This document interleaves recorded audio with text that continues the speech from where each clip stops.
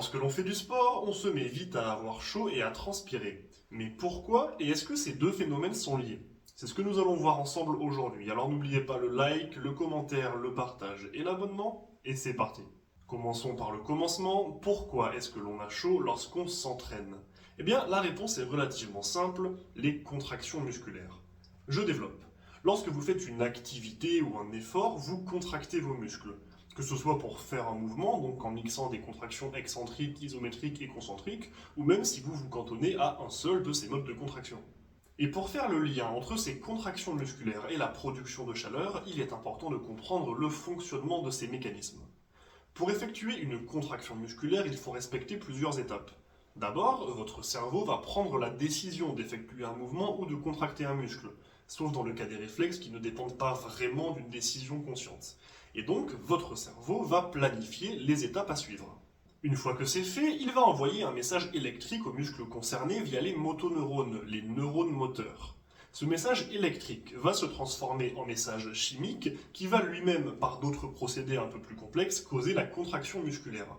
Mais 100% de ce message n'est pas transformé en énergie mécanique, c'est-à-dire en mouvement. Une partie va devenir de l'énergie thermique, c'est-à-dire de la chaleur. Donc, lorsque vous contractez un ou plusieurs muscles, que ce soit pour effectuer un mouvement ou simplement pour des contractions isométriques, l'énergie envoyée par votre cerveau va, après plusieurs étapes, être transformée en partie en énergie mécanique, c'est-à-dire en mouvement, et en partie en énergie thermique, c'est-à-dire en chaleur. Voilà pourquoi lorsque vous pratiquez une activité physique et que donc vous enchaînez les contractions musculaires plus ou moins intenses, vous produisez de la chaleur.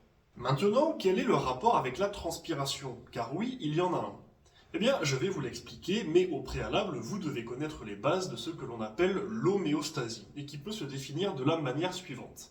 Un état d'équilibre dynamique dans lequel les conditions internes peuvent varier, mais toujours dans les limites où la vie cellulaire est possible. Je m'explique. Votre corps est composé de cellules qui doivent survivre pour que vous puissiez survivre également. Et tout comme vous, ces cellules ont besoin de conditions plus ou moins précises pour rester en vie. Par exemple, la température. S'il fait trop chaud ou trop froid, elles peuvent mourir. Eh bien, en cumulant plusieurs de ces conditions, on obtient un environnement délimité dans lequel vos cellules peuvent rester en vie. Mais si pour une raison ou une autre, votre corps sort de l'une de ces limites, alors il va devoir mettre en place des mécanismes pour y revenir avant d'en souffrir. Eh bien, c'est exactement le principe de la transpiration, aussi appelée sudation. Comme nous venons de l'établir, lorsque vous faites du sport, vous générez de la chaleur, ce qui signifie que votre température corporelle augmente également. Mais nous venons de dire que si votre organisme devient trop chaud, cela pourrait devenir néfaste pour vous. Eh bien, c'est exactement pour cela qu'il met en place la sudation, pour vous rafraîchir. En sécrétant de l'eau sur votre peau, il va faire légèrement redescendre votre température, ce qui va l'aider à rester dans les limites de sa zone de tolérance à la chaleur.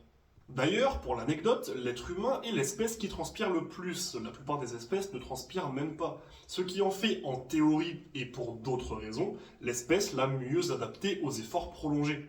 C'est relativement logique, un effort prolongé, qui va donc générer de la chaleur sur le long terme, a besoin que le corps puisse se rafraîchir pour rester dans son homéostasie.